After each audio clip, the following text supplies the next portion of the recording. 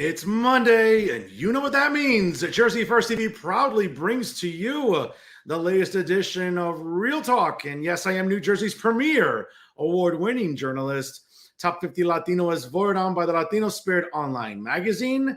Certainly the weapon of mass disruption in Garden State media. And yes, folks, the traffic says it all every week.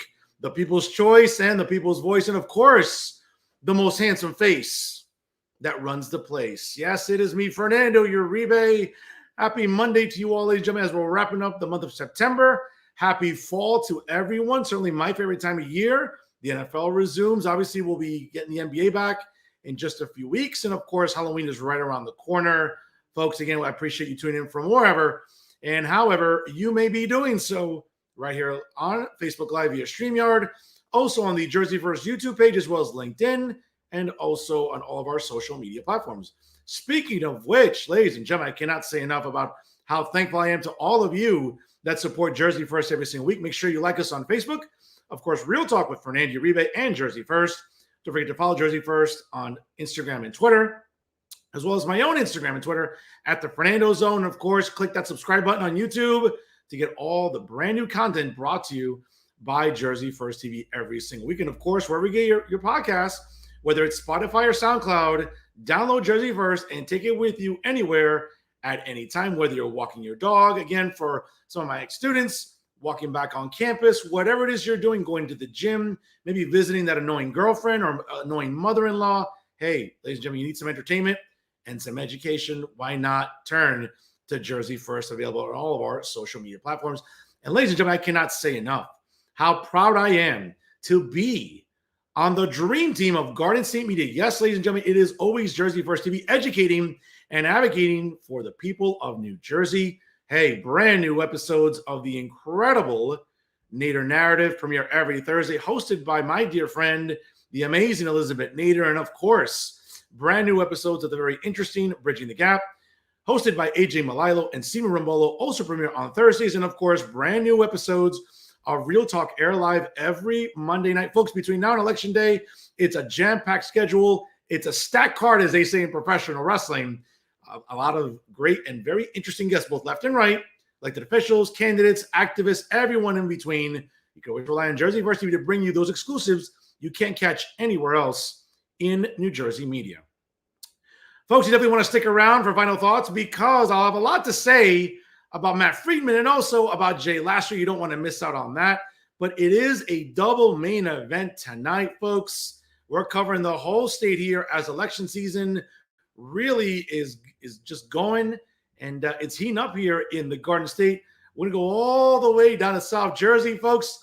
He is a distinguished assemblyman in Legislative District 1 all the way down in Atlantic County, folks. And apparently he's a big fan of the show. He's Assemblyman Antwan McClellan, joining here on Real Talk. Assemblyman, how are you? Great. How about yourself? I'm doing great, Mr. Assemblyman. And folks, once again, if you're not familiar with the first legislative district, I mean, you want to talk about as going far into South Jersey as you possibly can on Route 95, and especially the Parkway, folks, it is LD1.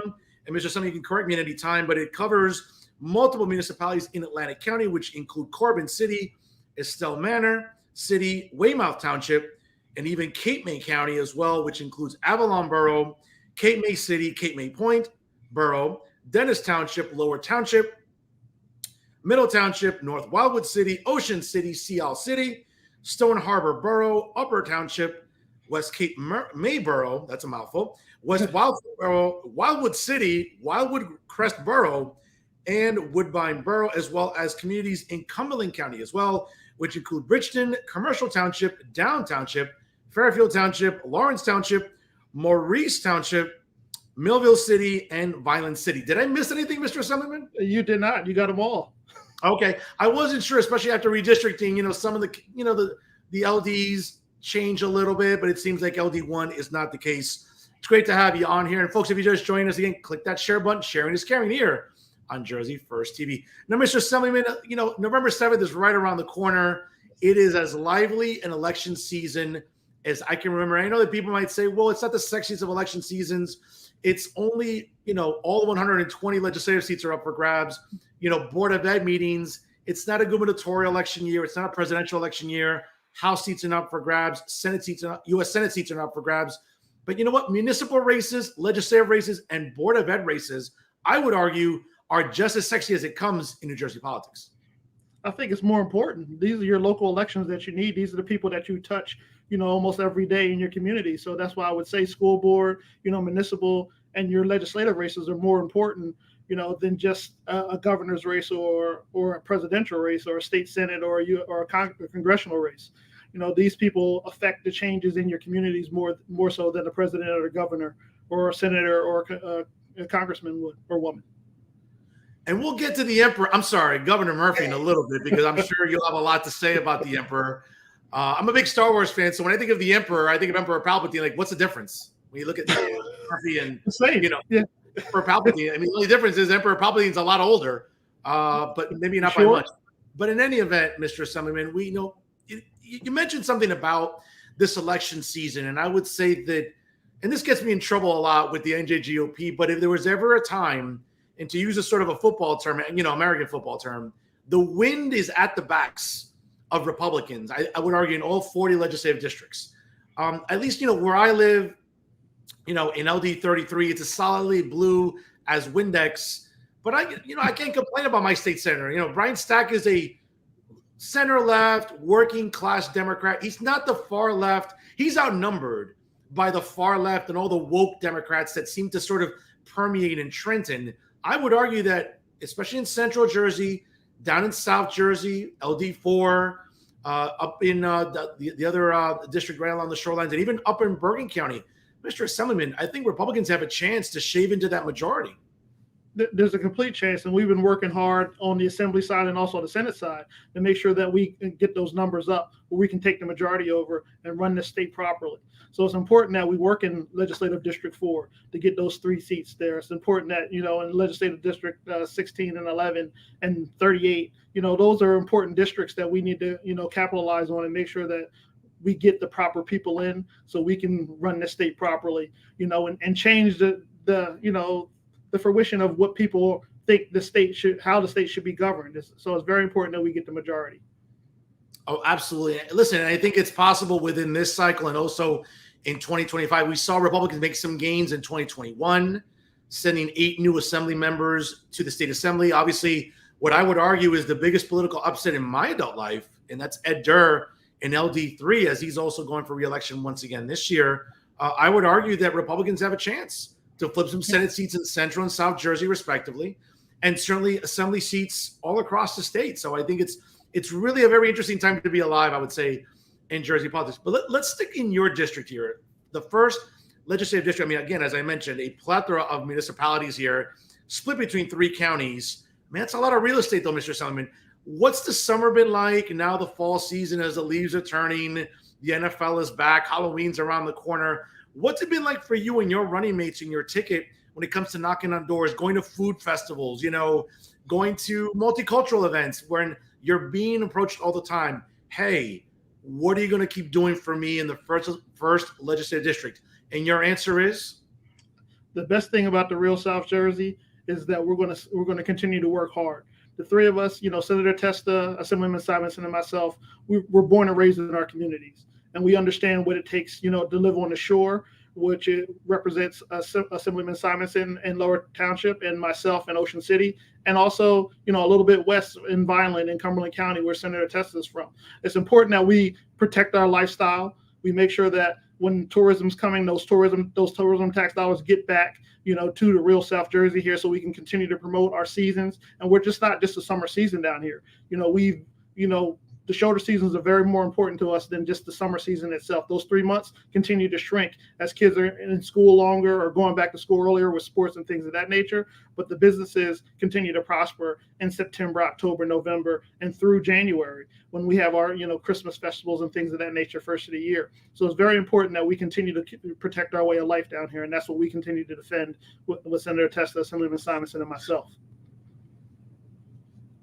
I will say this. Obviously, there's been some debate, and obviously, as if there are more important things to worry about in Trenton, it seemed like the governor had to weigh in with some legislation being signed about what's North, Central, and South Jersey.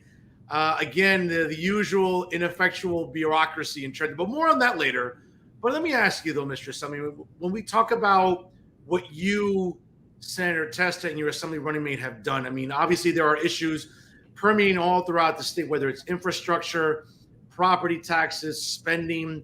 What can you assure your constituents right now, again, as you're running for re-election? I mean, the easy thing is to get elected. The real work is rolling up your sleeves, constituent services, everything else. What can we look forward to, should hopefully, because I'm rooting for you guys on November 7th, once you take office again in January, what do you want to continue focusing on? I covered a couple of topics, but what am I missing here? Well, one, you're missing. Senator Testa was the lead on the bill for boardwalk funding. And so we're able to bring money back to our boardwalks to protect our boardwalks, and not just in South Jersey, throughout the state. So that's very important. We're a tourism state, and the boardwalk is a big function of that, and specifically the Wildwood, Atlantic City boardwalks and Cape May, Ocean City. And those boardwalks are very important to our tourism industry. So those dollars are going to continue to come back. Also, it's the wind farms. We don't want that here in the Jersey Shore.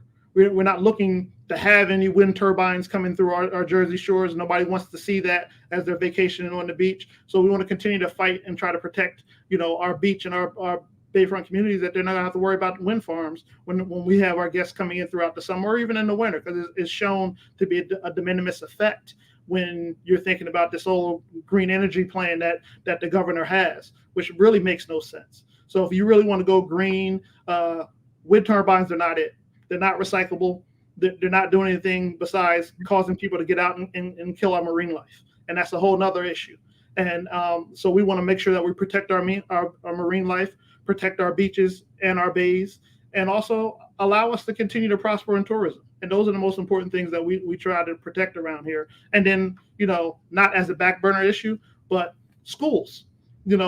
School funding was a major issue here. We had opportunity, when this budget passed, to completely fund all the schools in the state of New Jersey, and that didn't happen. But it happened in one person's district. Some senator was able to get his district completely funded when nobody else in the state could do that, and that's a problem. You can't pick winners and losers. We all need to be on the same band here when we have the money to completely fund our schools and make sure our children are our biggest commodity, our most important commodity, and give them the education that they rightfully deserve.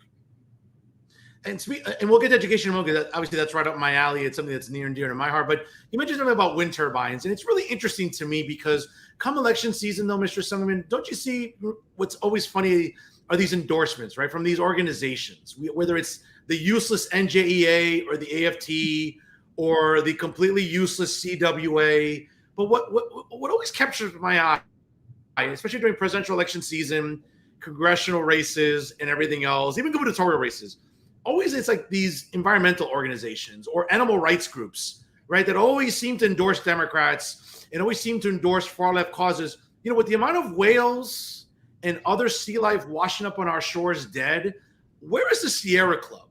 Where is the WWF? Where's the World Wildlife Fund? Where is, Defenders of Wildlife? That, again, they're always chirping during election season about how evil conservatives are and Republicans are. But these members of sea life, okay, whales, dolphins, whatever, okay, they're washing up on Jersey shores in a blue state, which is, again, run by a blue governor with a kind of pretty heavy blue majority in the legislature.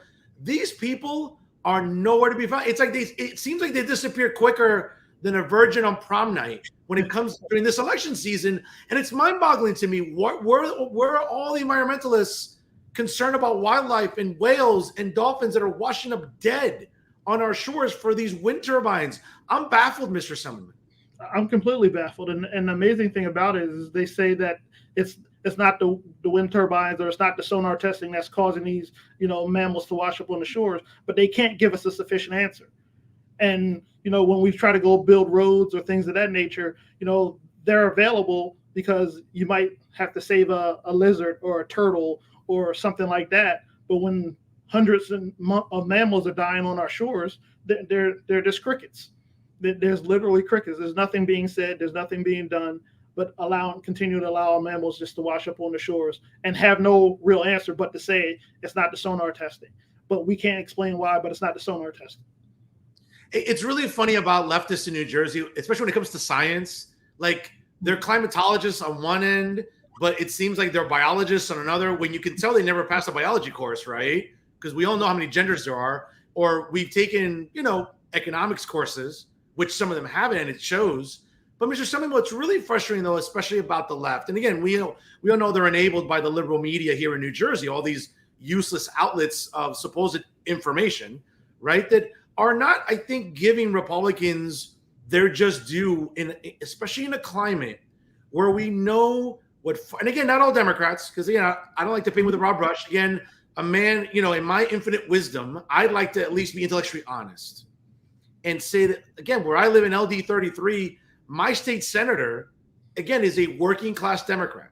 He's a center left Democrat. He doesn't subscribe to all the woke nonsense and everything else. Again, but he's outnumbered by these far left, ideologues in Trenton that, number one, have never met a tax that they don't love. Okay. They clearly endorse the budget getting fatter than some of the latest Victoria's Secret models that they're auditioning out there. Right. And three, it's like they're enabling, it's funny about New Jersey being a sanctuary state. Well, it was before, maybe not so much now. And especially in your neck of the woods down in South Jersey, there was some chatter, right, by, the black Bill de Blasio, as I like to call him over there in New York City, Eric Adams. It seems like, maybe sending illegals, to New Jersey and put them all the way down in South Jersey seems like a good thing. Wow. Look at the governor pumping on the brakes on that one, right? 100%. Nothing draws bipartisan support by a scary ability to bring, hundreds or thousands of illegal immigrants to your town and don't have the ability to house them or clothe them or feed them. And there was a whole bunch of elected officials in Atlantic City that got together and said, we don't want this. And then the governor finally chimed in and said, we don't want this either. But why does it take that to do that? Our sheriff down here, Sheriff Robert Nolan, has been fighting against that. He's been fighting against having illegal immigrants, put back out on the streets and with ICE. And the disappointing thing with that is that these are people that have raped, killed, or beat up somebody, and they're able to get back on our streets, back into our local towns. And why would we want that? We're not kicking in doors or anything like that. We're just trying to prevent these people from getting back out on our streets and causing more harm and danger and scaring the lives of the people that are here that are good citizens. Let's send them back, to the country that they came from when they were doing those illegal things. Absolutely. And folks, if you just joined us right now, it's 7:17 here on the East Coast. Double main event this evening here on Real Talk via Jersey First TV. The first half is the distinguished assemblyman out of the 1st Legislative District, Antwan McClellan, join us here on Real Talk. Folks, click that share button. It takes 2 seconds because sharing is caring here on Jersey First TV. And he joins us here right now. Mr. Assemblyman, what's also interesting too during this election season, we talked about at the top of the hour, is that now more than ever, we are seeing parents as heavily involved in this election cycle as ever. Not so much also too, obviously, in legislative races, right? Volunteering their time to help candidates, great candidates like you, State Senator Michael Testa, and other Republicans and conservatives. But what's interesting now is Board of Ed races. And I never thought I would live to see the day that a term like parental rights is being vilified or being politicized. Parental rights. Again, listen, I don't have any kids that I know of, but I can tell you that if I had children in a school district and we're allowing the far left elements of the legislature just acquiesce, and again, let me be very clear, because I get accused of being a homophobe, a transphobe, and all the other nonsense. Because when the left doesn't have responses, it resorts to the blank phobe or the blankist. That's all the ammunition is. But what bothers me, especially again as someone who has who knows parents who have children in school boards and school districts, their property taxes pay for school budgets. Again, folks, I hate to start a civics lesson at 7:00 at night Eastern time here on the show. But again, your property taxes, homeowners, those dollars are what fund school boards and school budgets. If anyone has a right to talk about budgets and what's being taught in school districts, Mr. Assemblyman, it has to be parents. Is that fair to say? That's completely fair to say. And parents should be involved in their kids' lives. It shouldn't be the government that's taking over. for a parent. The government shouldn't be telling a parent how to parent, or telling a teacher that they should keep secrets from parents. That just makes no sense to me, and no parent wants that. If something's going on with your child, you want to know what's going on with your child. You should not just randomly allow a child to change their name and then not tell the parent that. And then so they're getting called one thing in school and then something else at home, and they're keeping secrets. If the parent is not in agreement with what the child is going to do, then we get the child help. But the parent needs to know that. There's no reason that a teacher should be keeping a secret from a parent. And government shouldn't be involved in that as well. There's no reason that we're going to sit there and say government should be dictating what's going on in the household. And I know my parents wouldn't allow that. I'm sure your parents wouldn't allow that.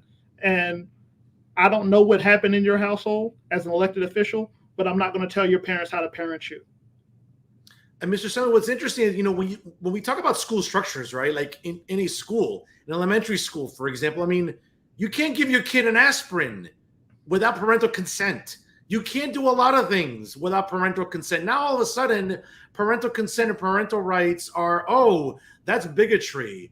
Oh, that's being anti-LGBTQ plus minus. I can't even keep up with the acronym anymore. It's becoming like long now, laborious. But it just seems like it's really interesting what's happening now with how divided the state has become, not just the state, but really nationally, where parents are speaking up and somehow they're being vilified for it.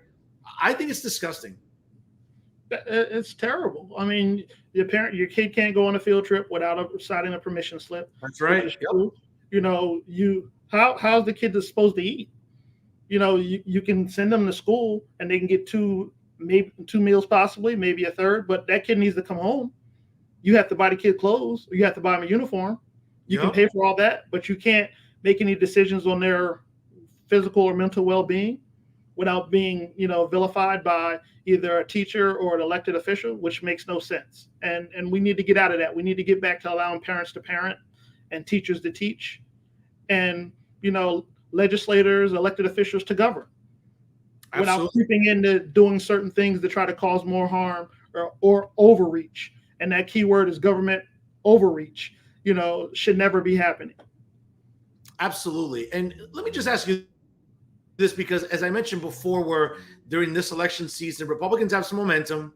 We're seeing that Democrats on a statewide level are not very popular.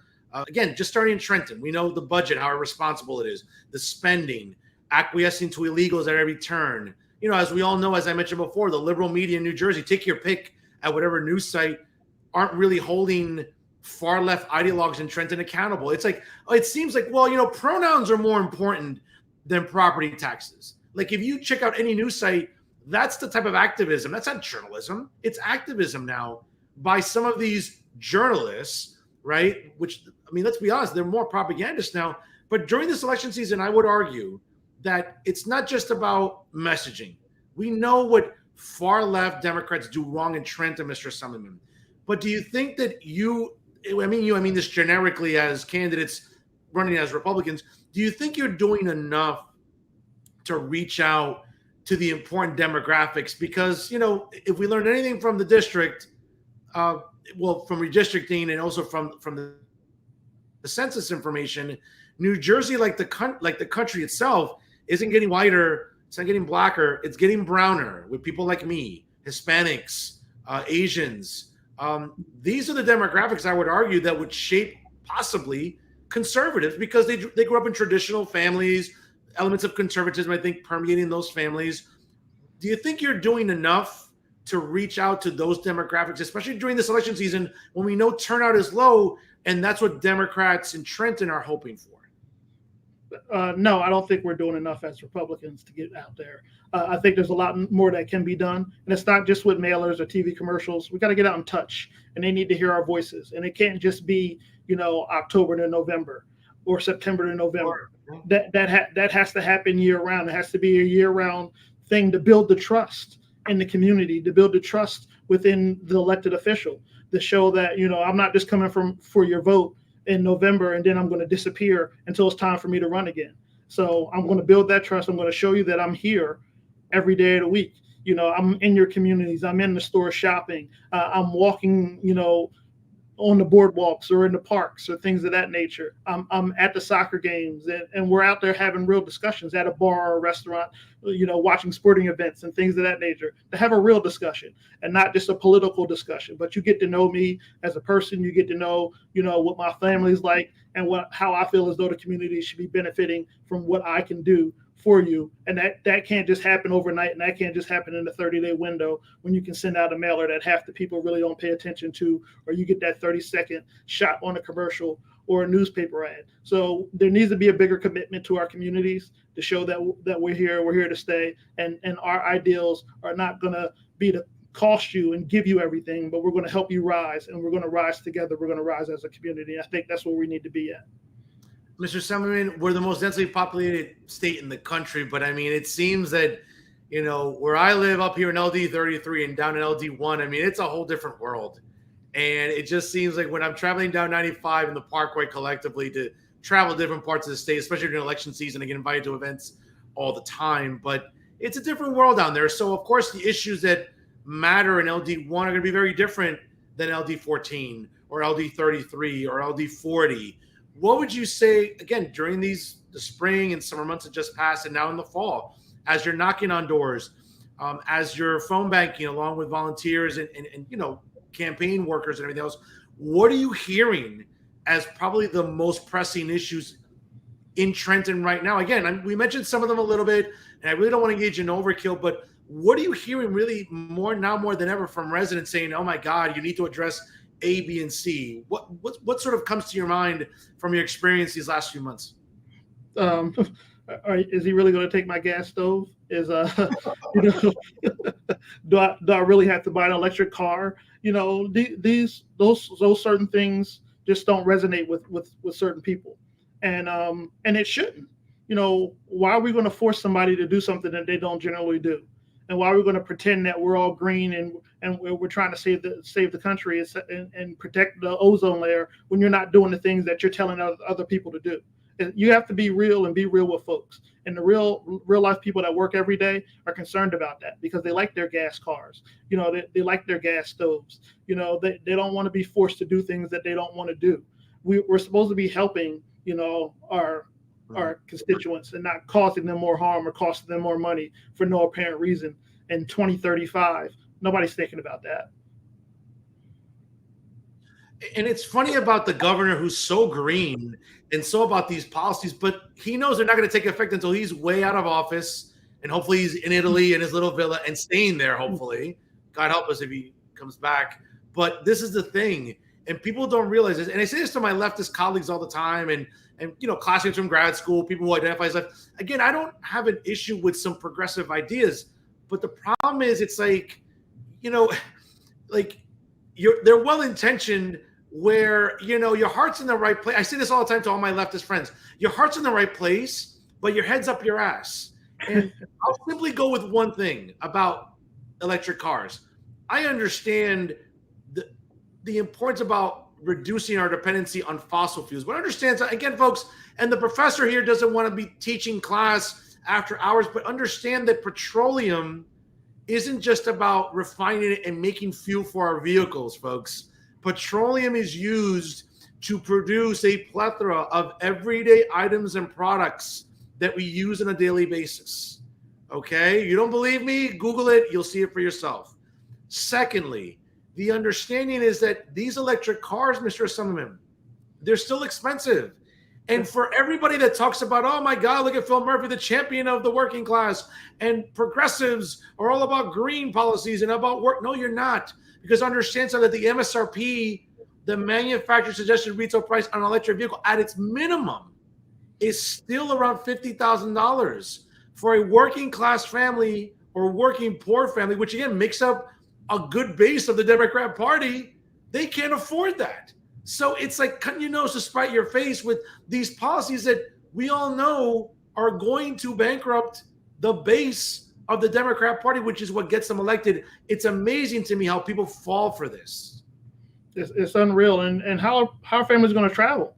Now you have to, if you're forced to get an electric car, now you have to, base your your route on where you can recharge your car at, because there's no traveling 8, 9, 10 hours anymore in the car without having to stop, every couple hours to recharge your car. And then where you packing all your goodies and all that stuff at? It's just not a realistic thing to do for those people that don't like to fly, and those people that just like family trips when it's too expensive to buy plane tickets for 5 or 6 family members, when you can just pile up in the car and go to Disney or come to the Jersey Shore or something like that. And these are realistic goals that can't be met. So then the governor has one thing in mind, but it's not a realistic thing that we need to be going forward to. And mind you, the governor will tell you these things as he's flying back and forth between Italy in his private plane, which, folks, again, not to be the science professor here for everybody, but we know that private jets emit more CO2 than any vessel that flies in the air. But again, don't say that to leftists and progressives, Mr. Assemblyman,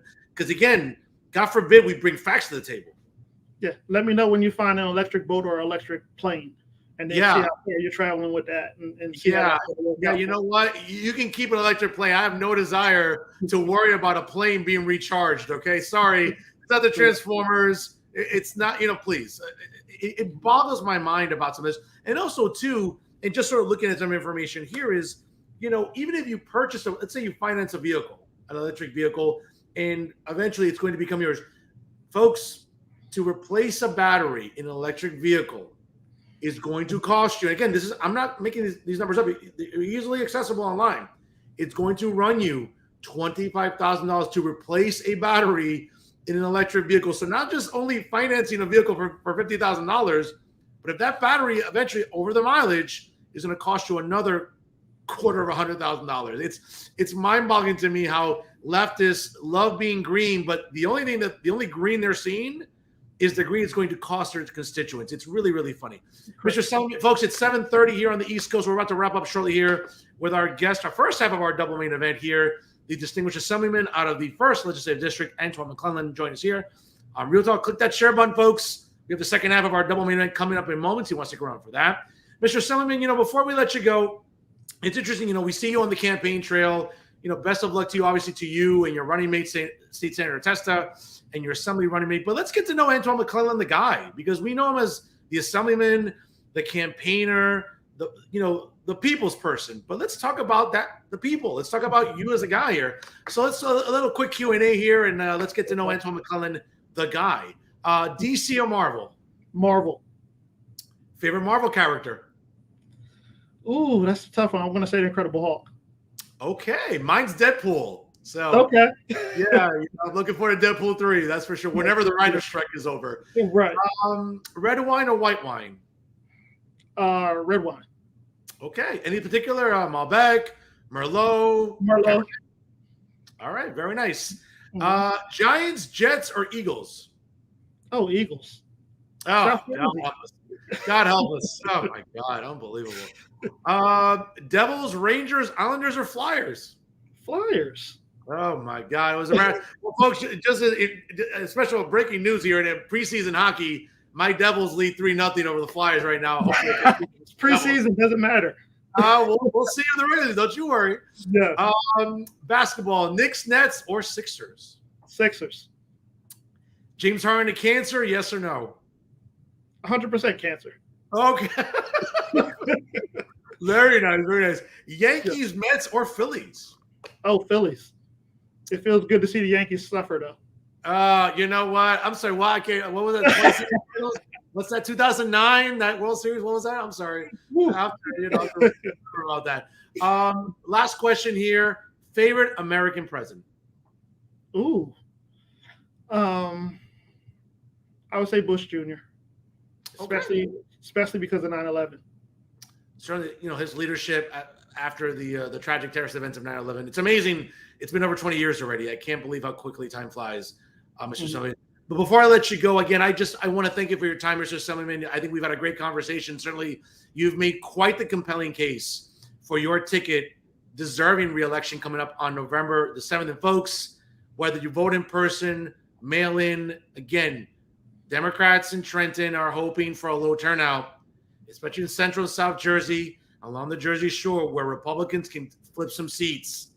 Don't give them that satisfaction. Turn out And even if, you're not the happiest with your candidates, make Phil Murphy's last 2 years in office as uncomfortable as possible. And you know what? Maybe make Nick Scutari and Craig Coughlin a little nervous too. Like, make them be a little more accountable about some of these awful decisions they're making in Trenton. It starts in LD1, folks. I'll tell you right now, they're my picks there coming up on November 7th. And I hope you vote for them as they're advocating for fiscal responsibility and really accountability in Trenton, which I think we need desperately right now, starting into 2024. Mr. Assemblyman, before I let you go, I want to thank you for your disconnected there. Oh, well, we're back today. I'll give you the last word here. I want to say thank you very much for having me. It's always a pleasure to see you. Hopefully we can meet again and have a couple of adult beverages and hang out. I hope it is. And make sure everybody gets back out in there and voting on November 7th. God bless and take care. And go Phillies.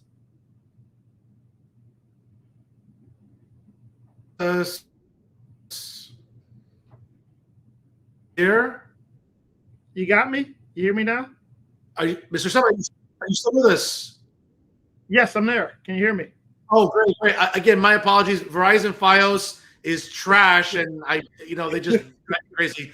But again, I'm not sure how much you call. Again, before I let you go, I want to thank you for being a fan of Real Talk, for supporting the show, for coming on. I think we've had a great dialogue. I'll give you the last word here. Thank you for having me. Look forward to hanging out with you again, maybe someday in Atlantic City or something like that, when you come down to the real South Jersey. And but may God bless you, bless your family, bless the state of New Jersey, and bless this country. And go Phils and go Eagles. Okay. And again, folks, make sure you get out and vote on November 7th, mail in or in person. Great candidates in LD1. He's one of them. State Assemblyman Antwan McClellan. And Assemblyman, real quick before I forget, will I be seeing you at the League of Municipalities? Yes, sir. Absolutely. All right. Yes, you'll be at the league. So I'll see you in a couple of weeks. Well, we got to grab a drink down in Atlantic City. I'm sure there'll be a lot to talk about, and hopefully a good election day to talk about at the League of Municipalities. 100%. Sure. Folks, he is State Assemblyman in LD1, all the way down in South Jersey. The great Antwan McClellan joins us here tonight on Real Talk. Mr. Assemblyman, God bless you. Stay well. Best of luck to you on November 7th, and keep up the good work. Thank you. Take care. Have a great night. Have a good night. Folks, again, great interview there with State Assemblyman Antwan McClellan, all the way down in South Jersey. Folks, we're covering everything here on Real Talk. If you just joined us right now, it's 7:37 here on the East Coast. Don't go anywhere. Second half of our double main event begins in moments. And also, you want to stick around for final thoughts. I have a lot to say as well. Folks, all the way from South Jersey, let's go all the way north to North Jersey in the LD38. And folks, again, a candidate you got to watch out for in a district that can very well go as red as my jacket coming up on November 7th. She's leading the way. She's State Senate candidate Micheline Attieh. Join us here on Real Talk. Micheline, how are you? Hi, how are you? Look at this red jacket. I love the jacket. Now, Micheline, just to be clear, did I pronounce your last name correctly? No, it's Attieh. Attieh. Okay, very good. And folks, click that share button again as we continue on with the second half of tonight's double main event here on Real Talk. And folks, again, if you're not familiar with the 30th Legislative District, it is consisting of multiple municipalities in Bergen County, which include Bergenfield, Fairlawn, Glenrock, Hasbrook Heights, Little Ferry, Lodi, Maywood, Moonachie, New Milford, Oradell, Paramus, River Edge, Rochelle Park, Saddlebrook, as well as South Hackensack and Teterboro. Did I miss anything? Because I know after redistricting that some districts may have changed. I think you got them all. Okay. I mean, it's a lot to sort of, from my audience, I have to list them. It's a lot of towns. But Micheline, again, it's great to have you on here, and I appreciate it. It was a pleasure meeting you a couple weeks ago at an event for another guy that, let's be honest, Chris Ariyama in LD 36. He's looking to do what you're doing, and that's A, upsetting the political establishment, and B, pulling off an upset coming up on November 7th. Do you feel confident you can do that? Absolutely. Absolutely. And first of all, I want to thank you for having me on your show.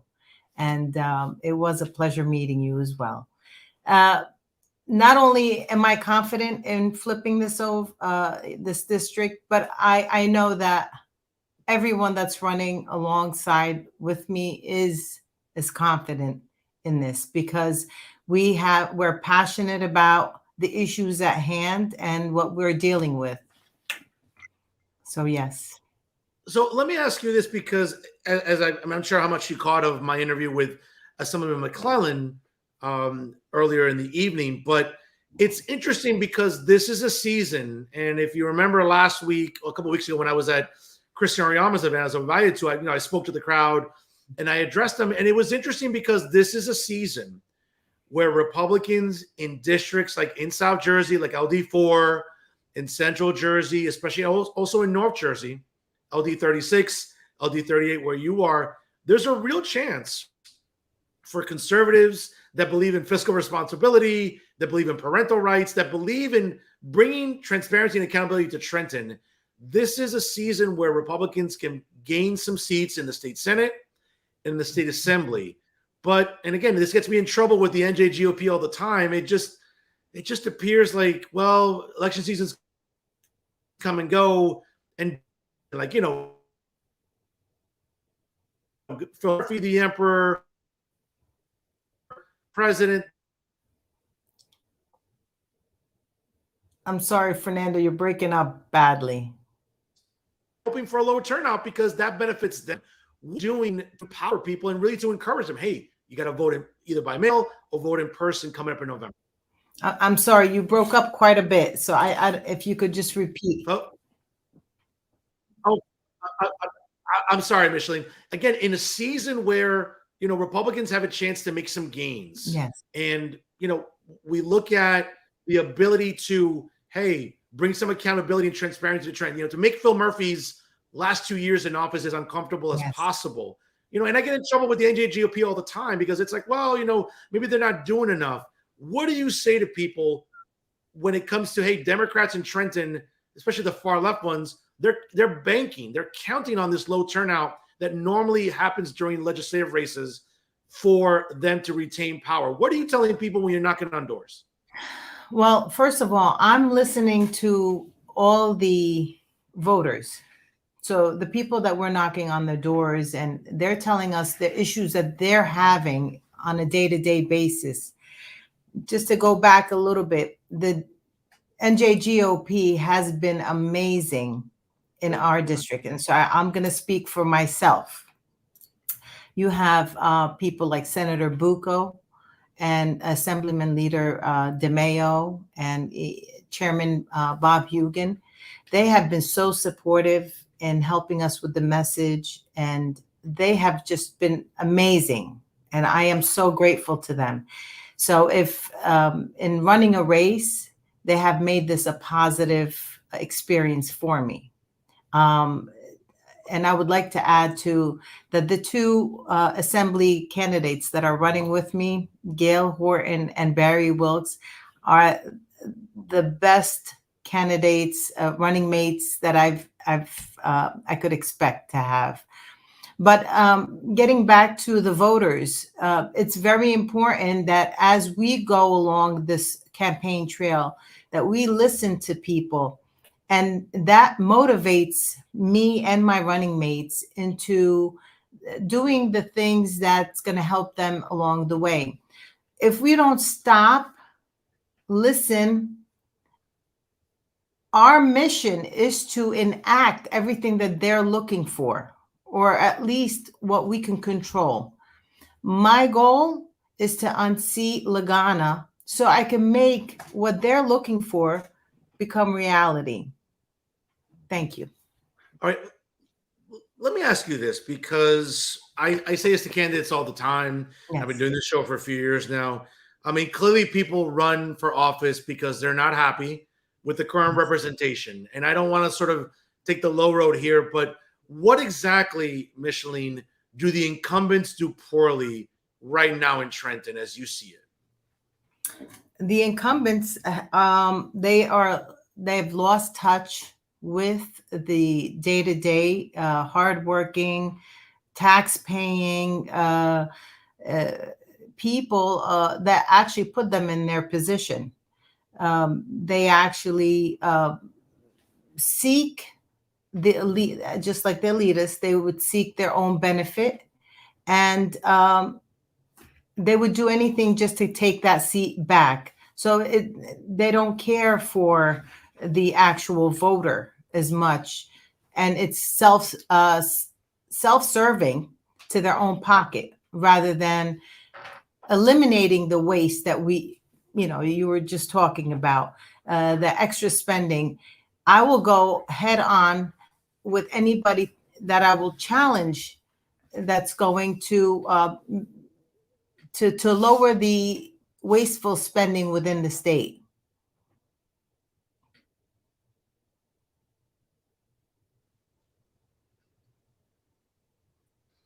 Poor connection. Micheline, again, I apologize. Micheline, Yes, I apologize for the difficulties. And again, Verizon Fios is garbage. Yes. I hate Oh, Fios. Oh, they're tell me about garbage.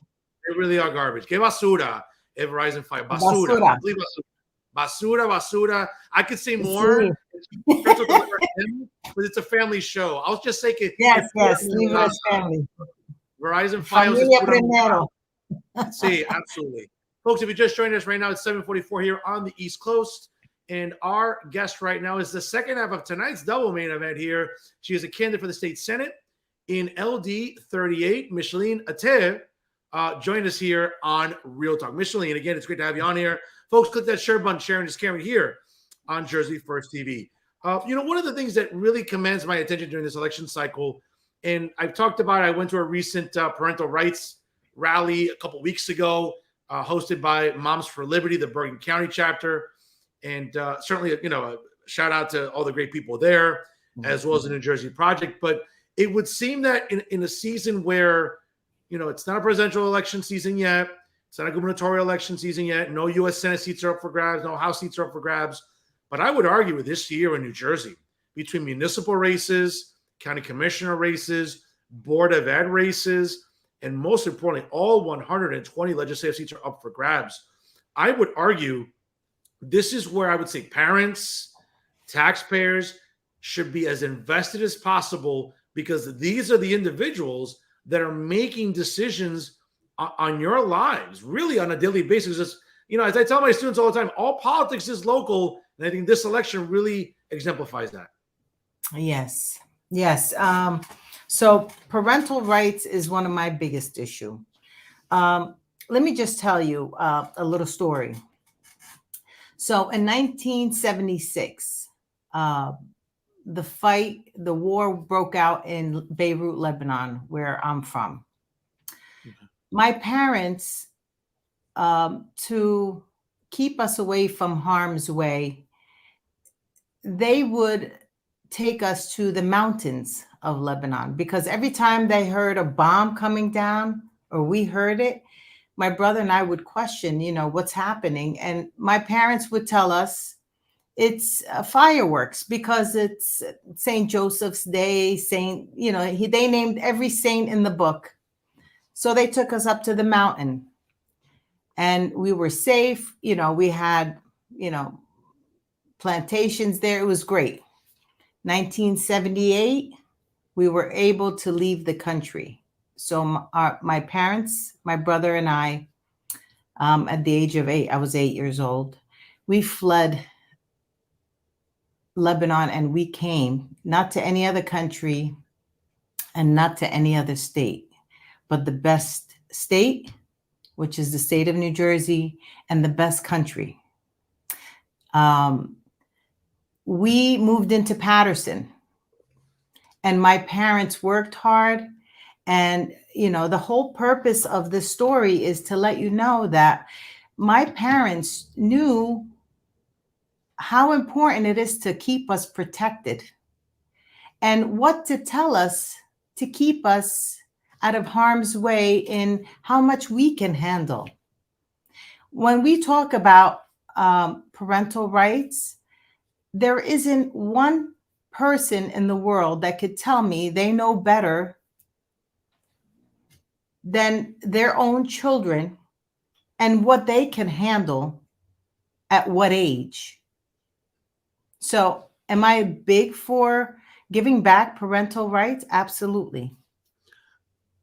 Micheline, I couldn't agree with you more. And it's interesting, again, as I just talked with my first guest tonight, Assemblyman McClellan, listen, kids can't go somewhere without their parents signing a permission slip.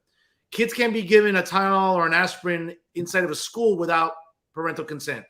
It's really funny to me how many on the far left in Trenton have really politicized this issue. And again, let me be very clear, because it seems that, for many on the left, when you don't agree with them, well, then the personal attacks come. You're a blank phobe. You're a blankist. I'm not a homophobe.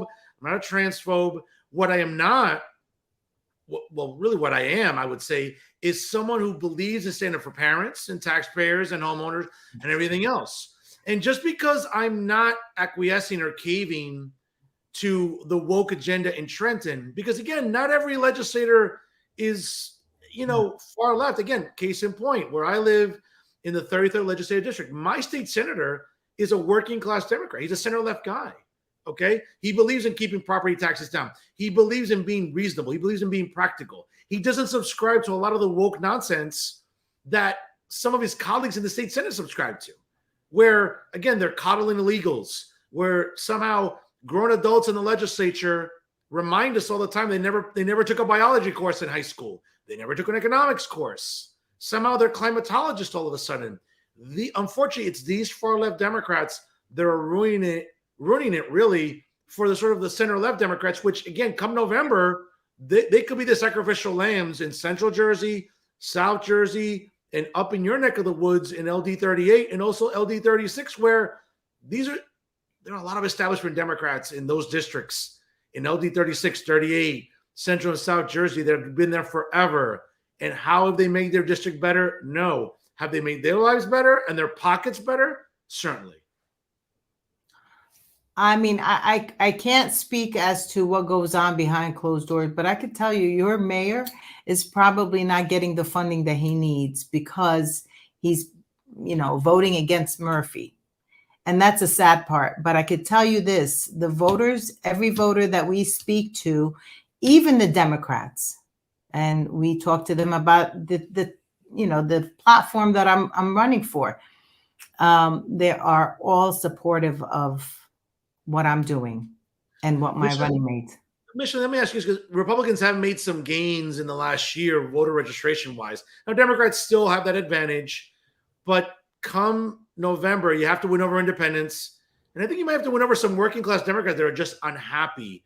What has it been like during the spring and during the summer? Going to food festivals, going to community events, and now in the fall, you're still knocking on doors. You're phone banking. You're sending out mailers, or you're using the power of social media to produce ads. What can you say about your platform that's going to win over Democrats and independents? Which again, you need them. Republicans are going to vote, but you need Democrats and independents to kind of go. Yeah. And I have to tell them, well, one of the things that I do, I'm not going to gain every vote out there. Sure. And that's a given. And it could be, but I am getting a lot of good feedback from the Democrats as well as on the unaffiliated.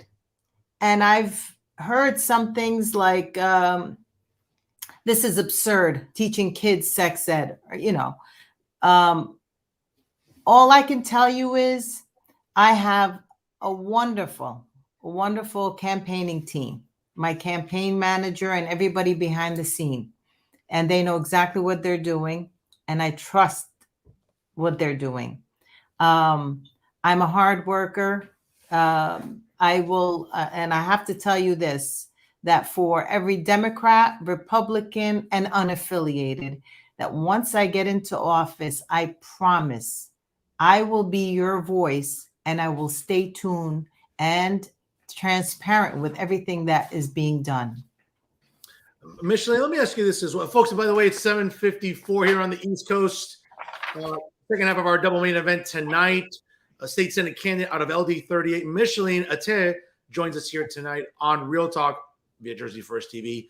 Micheline, what would you say are some of the more dire issues to address in the 38th legislative district? Is it infrastructure? Is it constituent services, services for seniors, veterans? Should you win, and I'm hoping you do on November the 7th, and you take office in January, what are some of the areas you really want to tackle right away that you think are lacking in the 38th legislative district? So one of the things is affordability. Everybody seems to be, I mean, it's not just the parental right. You have affordability. People are fleeing the state faster, than you think. You have high taxes, wasteful spending. Why is it that we are bailing out Orsted, a foreign country, in a foreign country, this company? There are a lot of wasteful spending that can actually trickle down to our seniors, our school districts, our police. And that's one of the things that I would like to fight for, in saying that they have to have COLA return. They have to have that cost of living adjustment back to them.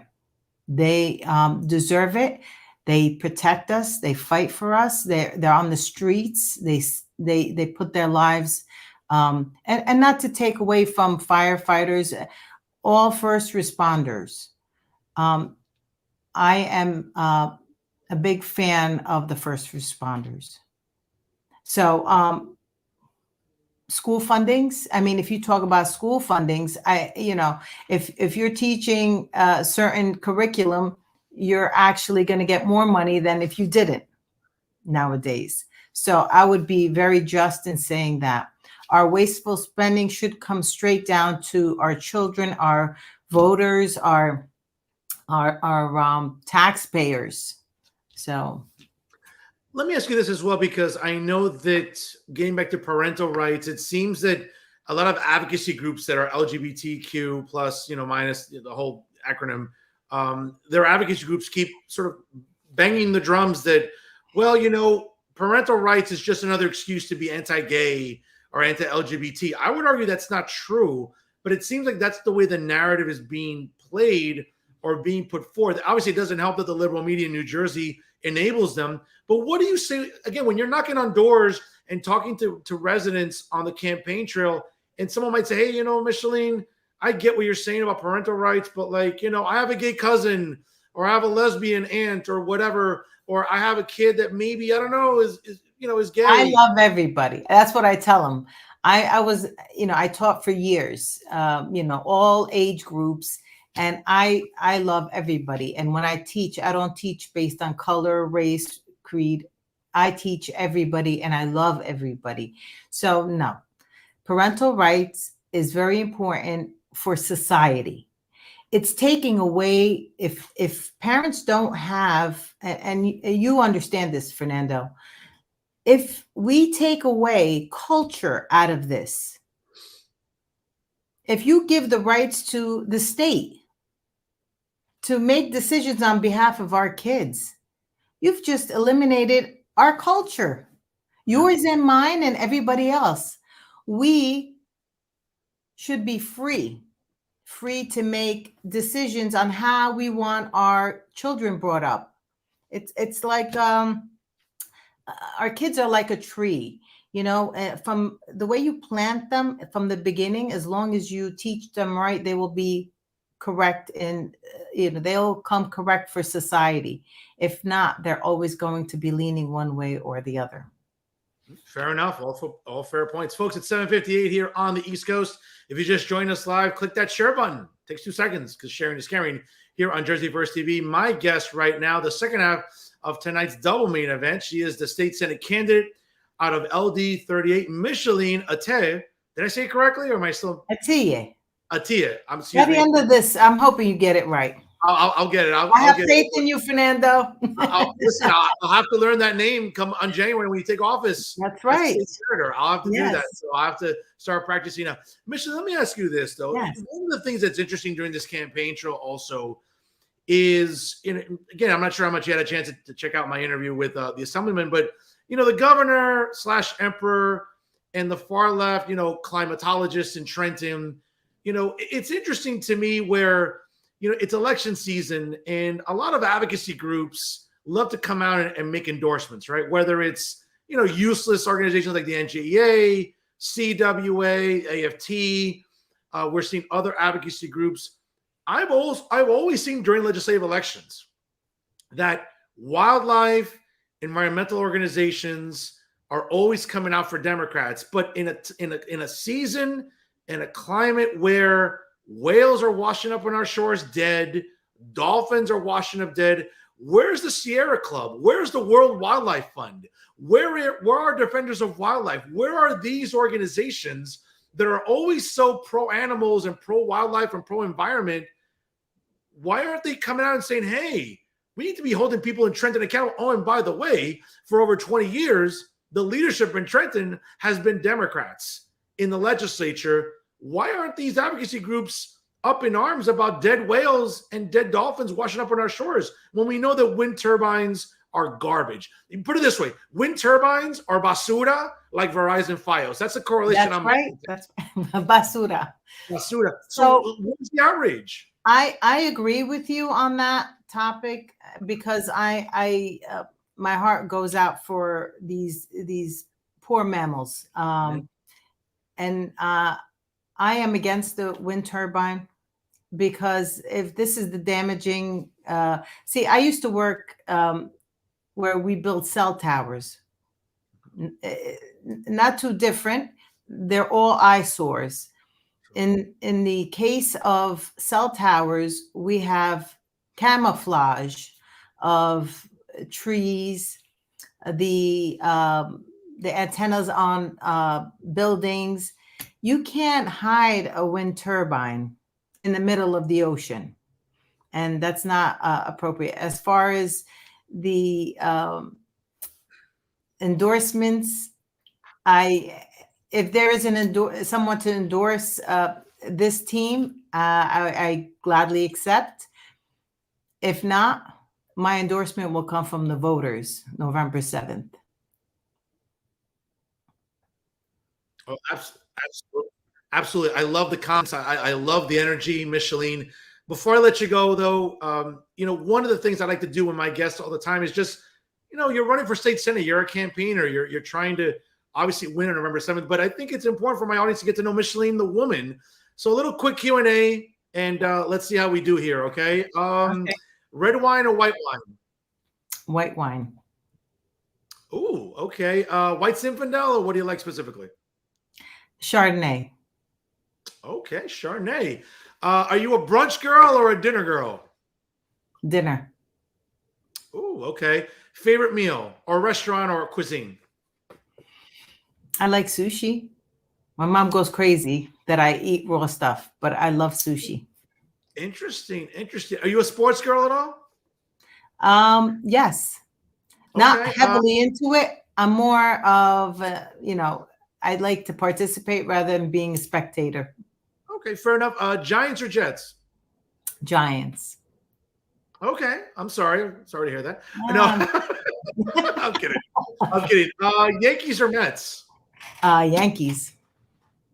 Okay. Apple picking or going to a winery? Apple picking. Okay, it's the season for that, right? Mm-hmm. Halloween or Christmas? Christmas. Okay, I'm a Halloween guy. That's my favorite holiday of the year. During the summer, would you rather be down the shore or would you rather be, I don't know, on a cruise? Cruise. Okay, very nice. Favorite place to shop? Online. There's a lot of great stores. That's global, right? Yeah, you're right next to all the malls, basically. So I'm kind of surprised. Okay, so favorite online shopping site? I like Nordstrom and Macy's. Okay. Amazon. Okay, interesting. Favorite American president? Ronald Reagan and Abe Lincoln. Very interesting choices. The father of the Republican Party and arguably probably one of the better Republican presidents in the last half century for sure. Micheline, before I let you go, I want to thank you for your time. I really enjoyed our conversation. Thank you. I really, I'm looking at your race in LD38 as well as other competitive races like LD36, LD4, where Republicans have a chance to not just pull off upsets. I hate to use the word upsets because I think that the campaign and the platforms are real and they are real. It resonates with people. So again, I'm pulling for you and your ticket as well as other conservatives come up on November 7th. I can't say enough about you during this campaign season right now. I'm sure you'd rather be knocking on doors, but you take the time to come on the show. And I really appreciate your faith in this program, in Jersey First TV, and really, again, my brand of award-winning journalism. I can't thank you enough. I'm deeply humbled for your time, and I feel quite grateful for it. I'll give you the last word here tonight on Real Talk. I want to thank you for having me, and it's my pleasure to be on the show. And I want to tell all the people of District 38 that I promise that you will not be sorry for having elected me. I will be your ears and your mouthpiece down in Trenton. I promise to do everything that I put my name to. And I just thank you for having me and for the opportunity. Thank you so much. I appreciate your time. Best of luck to you. I'm pulling for you and your ticket on November the 7th. Folks, again, it's a few weeks away, whether you're voting in person, early voting, or, again, mail-in voting. Get involved, folks. Turnouts are usually low. That cannot be the case. You want to make a difference in Trenton. You want to kind of bring at least 5 friends with you. You know what? And again, folks, if you want to, hold the emperor, Phil Murphy, accountable, if you want to make State Senate President Nick Scutari nervous and Assembly Speaker Coughlin nervous, you want to make them a little bit uncomfortable and bring some accountability to Trenton. Folks, it starts on November the 7th. It starts in districts like LD38, LD36, LD4, and others in Central and South Jersey that can go red and hopefully, bring some sanity back to Trenton. It starts with our guest tonight, State Senate candidate Micheline Attieh, right? Attieh. Attieh. Okay. Again, I'll have to get it. I'll have to get used to it in January when you take office, hopefully on January the 1st. So again, Micheline, God bless you. Best of luck to you. We're pulling for you here on Jersey First TV. Have a great rest of your night. And thank you once again for believing in Jersey First TV. Thank you. Good night. Folks, great interview there. Great double main event for certain. If you just joined us right now, it's a little after 8 o'clock on the East Coast. And certainly a lot to talk about during this election season. Folks, I cannot say enough about how quickly 2023 is going and how quickly this election season is flying by. Again, November 7th, we'll be here before you know it. If you're not registered to vote yet, ladies and gentlemen, please register to vote. November 7th is right around the corner. Whether you vote in person, vote by mail, or early voting, get involved, folks. There's a lot of great candidates in LD38, LD36, especially in Central and South Jersey, LD4 specifically also. Folks, a lot of good conservative candidates running this election cycle. Give them a chance, and you won't be disappointed, I'm sure, coming up on January of 2024. Well, ladies and gentlemen, before we call it a night, you know what time it is. It's time for final thoughts. And let me just address 2 people tonight. First off, I want to address Matt Freeman. And I'm going to make this as brief as possible, just like I did last week. And I'm going to nip this in the butt very, very simply. Maddie, I know what's in my transcripts. My employers know what's in my transcripts. I know what hangs in my house. In addition to all the plethora of awards, professional, academic, and journalistic, as well as philanthropic. Okay, I can't even fit in this house with all this greatness here. Okay, so for someone who like Matt Freeman, the audacity of someone like Matt Freeman who gets up every day at 11 in the morning probably, okay, and is busy running around trying to pet or fondle the first piece of it's a word we think about when you think about cats. It's probably the only P word that can probably tolerate the sight of them for more than 5 seconds. Let's be honest. Okay, and for a guy that, let's be fair, when someone like his editor-in-chief, Dustin Rasiopi, is driving down to Union City, New Jersey for a public statement this morning, when it should be him, but that's a lot to ask for a guy that lives up in the Catskill Mountains, getting high all day, or maybe, passing out drunk and high in a hotel in Newark during budget season, right? At the end of June, when you would think that someone should be accessible and working. Well, that's not the case. I guess it's easier to be drunk and high in a hotel room. And folks, is there anybody probably happier in the state of New Jersey than his wife to get him out of the house and his neurotic ass out of the house for at least one night? I mean, believe me, you got to give it to her. She was probably the happiest person in the state of New Jersey between the days of June 28th to June 30th. So that's my opinion of Matt Freeman. So, let me get back to work here, work, as opposed to like working one day a week and publishing one column or two a week and, the usual self-righteous indignation from people like Matt Freeman at Political New Jersey. So those are my thoughts on Matty there. And, who knows, maybe he's too high to watch the show live at this hour. Who knows? But speaking of someone, whose work ethic is about as admirable as Matt Freeman's, or someone who likes to spend most of his day as high as well. All right, I have to tell you, folks, it's always a pleasure to dissect columns from Jay Lassiter, who, by the way, for the first time in 3 months, you got to see a column from Jay Lassiter. You want to talk about someone that's barely working, okay? That's up in the mountains somewhere, caressing pussycats, at all hours and smoking all day. Okay. There's another guy here. Okay. Who's very interesting, by the way. Someone, again, who publishes a comment once every 3 months. But it must be nice, though, when you're sitting at home, smoking weed, caressing pussycats, and living off your husband's money, and you really don't have to do too much. I mean, I like that. Like, maybe I should stop being a serial dater and just find that girl that, I can just stay at home and just, I don't know, live off her income and just, I don't know, occasionally publish a show once in a blue moon. But for journalists like me, people who work, right? Working. I know those are foreign words for some of the journalists in New Jersey. And by the way, speaking of working, listen, I have to just call it out here, and I have to sort of applaud here. As I'm watching this morning's public statement at Hudson County Community College by Senator Bob Menendez. And again, folks, all I'm going to say on that is due process. Let the process play itself out, right?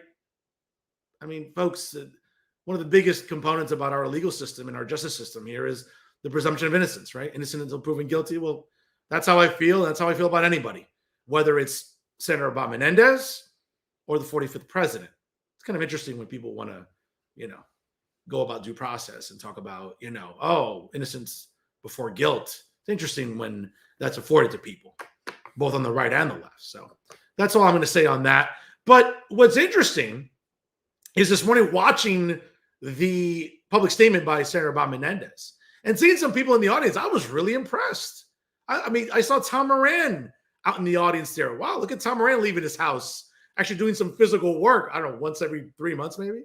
Or Max Pizarro, who was like publishing a bunch of columns today. I mean, look at Max leaving his house for the first time in, I don't know, since God knows when. Or David Cruz. Well, then again, maybe the cafeteria. I hear they serve really good food at the North Hudson campus at Hudson County Community College. So not a surprise that David Cruz was there to check out the cafeteria, of course.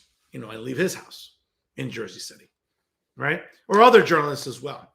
I mean, again, look, folks, Dustin Rasiopi, the editor of Politico, who's actually really working, folks. I mean, if you check out his Twitter feed, you check out the amount of stories that Politico publishes on a regular basis, Dustin's actually working. He's not like in some cabin up in the mountains, occasionally posting and, smoking or whatever, or caressing pussycats at all hours, right? Like those are guys that I can really applaud, like someone like Dustin Rasiopi, actually, rolling up his sleeves and doing work, right? But I got to tell you, the latest column or lack thereof by Jay Lassiter, first time in like months here, talk about a guy who has the easiest of lives, but bitches and moans how bad he has it as a gay man in New Jersey, right? It's titled Democrats Stand for Nothing, but vote for them anyway because Republicans are worse, which is not true. So, of course, little JJ starts off by saying, in less than 2 months, on November the 8th, New Jersey voters will choose all 120 members of our state Senate and General Assembly. Democrats are keen to preserve their majorities in both houses. Since gerrymandering helps the main parties hoard power at the expense of independent voters, only a few districts should be competitive this year, including the shore-based 11th District in Monmouth County and District 4 in the Philly suburbs. If passed in prologue, voter turnout should be who leads the Rep Institute for New Jersey Politics at Rider University. Quote, in 2019, the last time the state legislature at the top of the ticket, turnout was 27%, or 1.6 million votes. This time around, the time before that, in 2015, 1.1 million votes. Going one more cycle to 2011, turnout was 27%, or 1.4 million. Any projections for this November's turnout? Well, according to Mr. Rasmussen, quote, my best guess was 1.5 million statewide votes, or about a quarter of the statewide electorate. Really funny. If you're a Republican worried about your new GOP has done absolutely nothing for you whatsoever. Well, of course not. They're in the minority, Jay. And when you have far left Democrats in the legislature, some who've been there for over 20 years, especially in Central and South Jersey, right, that either have never met a tax that they don't like or are allowing the state budget to get fatter than the latest Victoria's Secret models you've seen being paraded out there, you know, promoting lingerie, right? I mean, what do you want Republicans to do when they're in the minority? But Jay won't tell you that. See, Jay would rather vilify Republicans when they have no power in the legislature. They can raise concerns. They can say property taxes are too high. By the way, the highest in the country at about, hold on, let me look at some notes here. 200. Okay.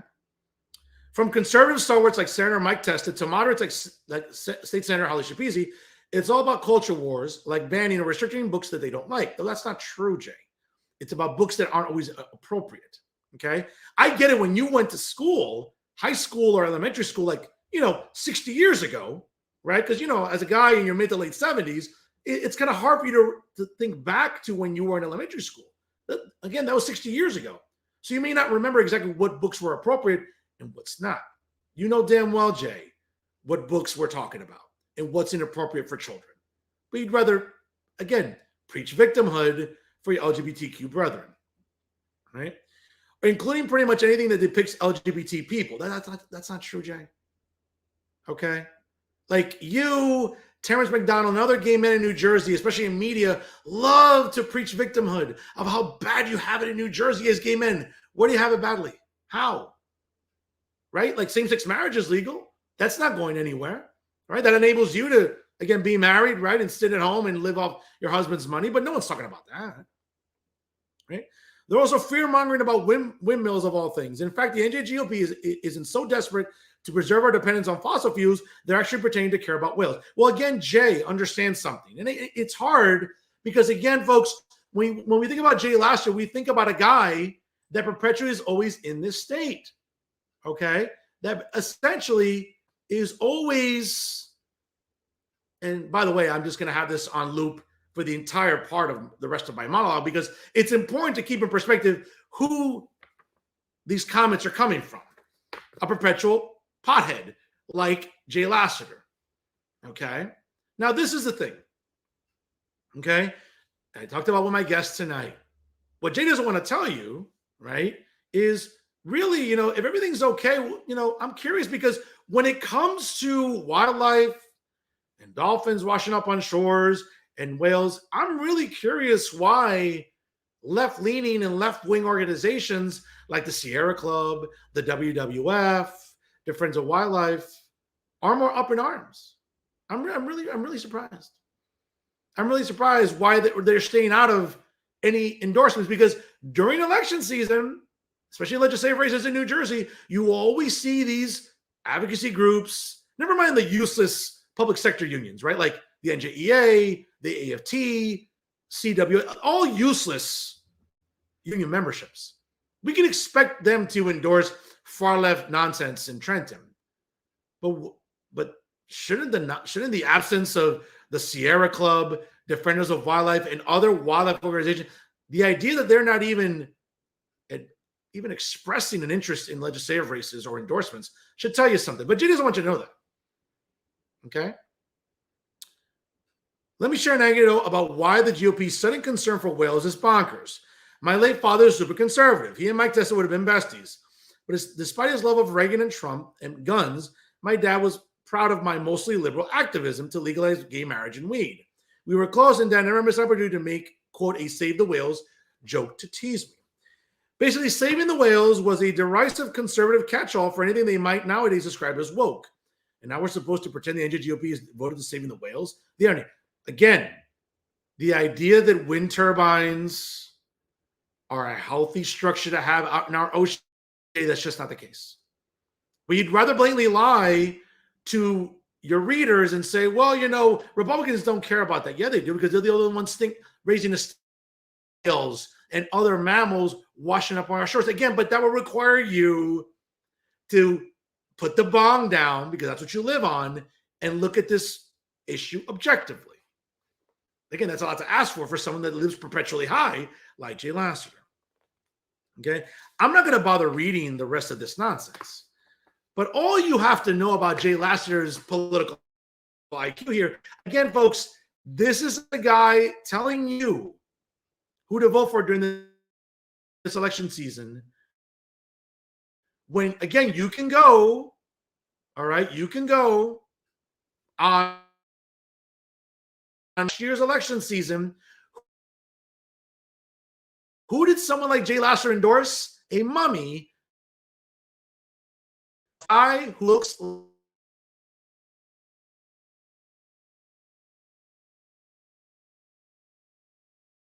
as much of a crackhead as Jay Lassiter.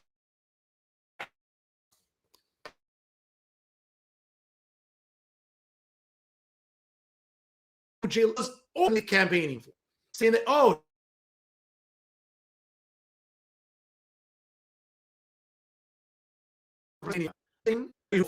like along the Jersey Shore in LD4.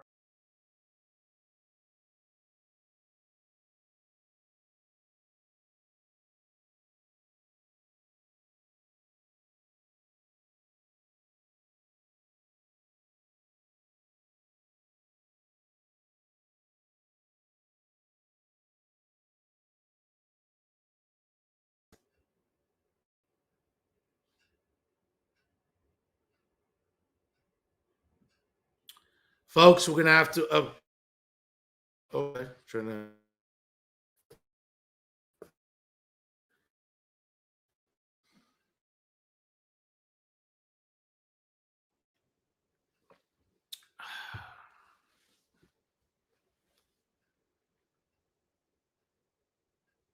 We're trying to stay with us here, folks. Okay, well, I apologize, folks. There again, we're still live here on Jersey First TV.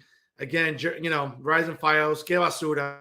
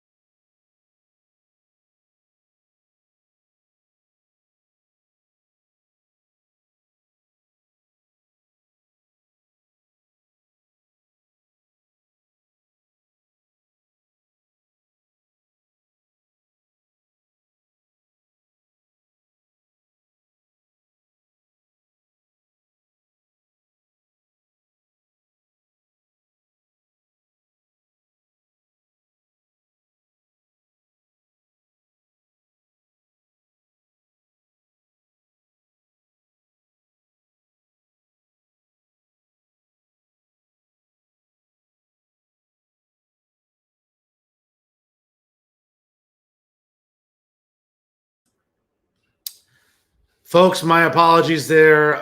Don't know what happened. We're still live here on Jersey First TV, Verizon Files. I think I'm done with Verizon Files. I might have to just search for a new internet service, something. It's such trash, Verizon Files. But we appreciate you still sticking with us here, folks. And again, as I'm wrapping up final thoughts here this evening, want to make sure that, again, we all sort of remind the really, who this recent column, again, is coming from, right? A guy like Jay Lassiter, who once again, folks, will lecture you that last November, John Fetterman was the unequivocal choice for the U.S. Senate in Pennsylvania. But now Jay Lassiter is going to tell you that Republicans and conservatives are the bad people in New Jersey when they have not been in the majority for over 20 years. So when there's a plastic bag ban, yeah, that's Republicans' fault. When property taxes continue to skyrocket, yeah, that's Republicans' fault. Okay, sure. Looking for a sign, right? Yep. Whether to do a bong hit or not.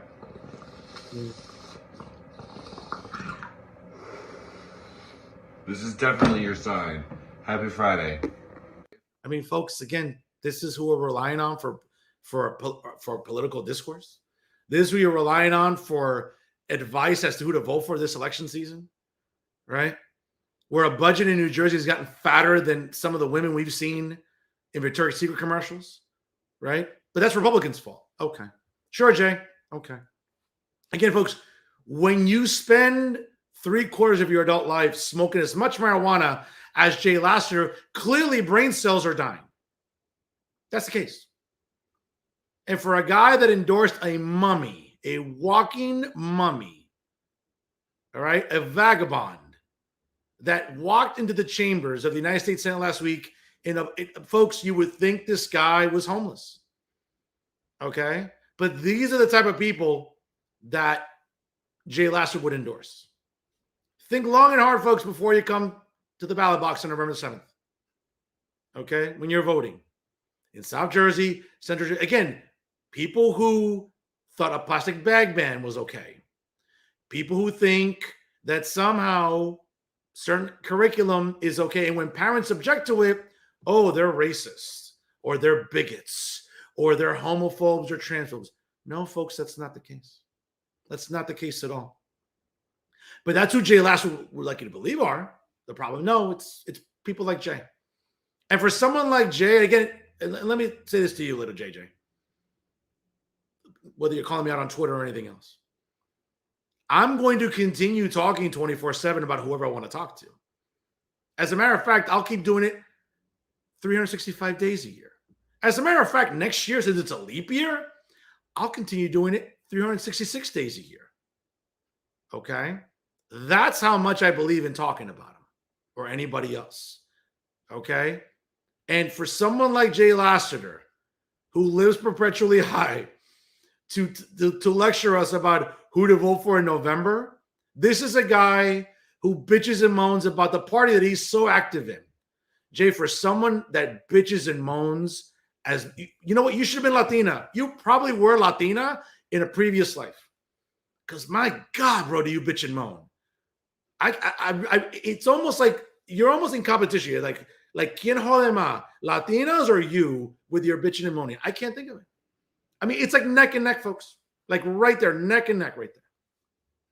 But this is a guy we're going to trust to determine, or at least to give you, oh, he has a great political IQ. No, he doesn't.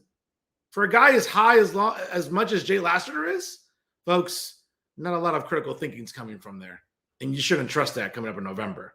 There's a lot of good districts, a lot of good conservatives in LD4, LD38, LD36, and in Central Jersey as well along the shore that deserve your vote on November 7th. Send a message to Governor Murphy. Send a message to State Senate President Scutari. Send a message to Assembly Speaker Craig Coughlin. These are the people you need to bring into office on November 7th. Not listening to people like Jay Lassiter. But then again, when is listening to Jay Lassiter ever a good thing? I can't remember one time. But again, Jay, for as much as you bitch and moan, you should be running for office if you don't like what your party is doing.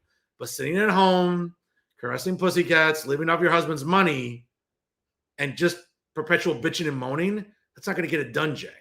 You can write a column once every 2 or 3 months and do some actual work. But for the rest of us that are working, like yours truly, I'm trying to promote dialogue. I'm trying to promote discourse. That's what I'm trying to do. What are you doing? Oh, never mind. I know what you're doing all the time. And so does everybody else.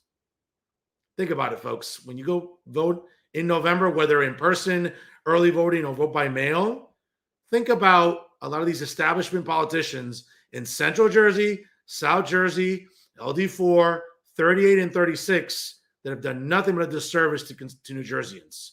You deserve better. Not just in New Jersey, but really every single day. And that's our show for this week. Ladies and gentlemen, I sincerely apologize for the technical difficulties. Again, it's not my fault that Verizon Files is outright trash and basura. But I don't know what to tell you. But in any event, ladies and gentlemen, we appreciate you tuning in here. And again, I appreciate my two guests tonight, State Assemblyman Antwan McClellan out of the 1st Legislative District and State Senate candidate out of LD 38, Micheline Attieh, joining us here tonight. Great episode and great content here tonight. Irrespective of all the technical difficulties, I apologize for that, folks, on behalf of myself and also on behalf of Jersey First TV. Check out all of our great content, ladies and gentlemen, on Jersey First TV. Of course, make sure you like us on social media, like us on Facebook, of course, follow us on Instagram and Twitter. And also, ladies and gentlemen, make sure you check us out on Spotify or SoundCloud, wherever you get your podcasts. Download Jersey First TV and take it with you everywhere and anywhere that you go during the fall season. Of course, ladies and gentlemen, I can't say enough how proud I am to be a part of the dream team of New Jersey journalism right here in the Garden State. Yes, folks, it's Jersey First TV, educating and advocating for the people of New Jersey every single week. Brand new episodes of The Nader Narrative come to you live every Thursday on jerseyfirst.org/TV. And of course, also, ladies and gentlemen, brand new episodes of Bridging the Gap with AJ Malilo and Steve Rimbolo come to you as well, also on Thursdays, as well as brand new episodes of Real Talk on Monday nights here on Jersey First TV.